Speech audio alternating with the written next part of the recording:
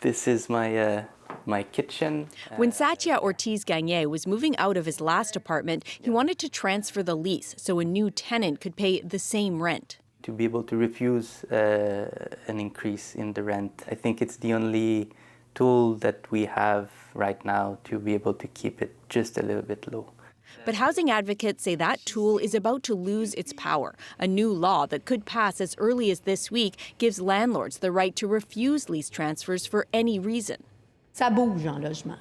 Quebec's housing minister says the bill is meant to strengthen protections for renters. That was my goal, better protect the tenants against eviction so that they're not taken by surprise, that they receive better compensation if they have to leave. Montreal was long known for having lower housing costs than other big cities, but rents have been rising. 10 years ago, the average two-bedroom was $739 a month. Now it's almost $1,100, up nearly 8% in the last year alone.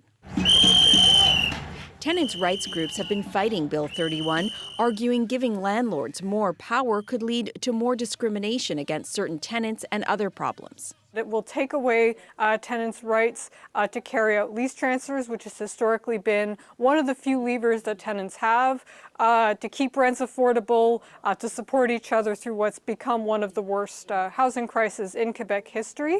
Landlords argue while some parts of the bill will complicate their lives, having more say over who can take over a lease and when is a good step. Every year I have lease transfer, and there's a disconnect when you look at the price that is paid for that unit and what I would need to invest just to maintain that unit viable.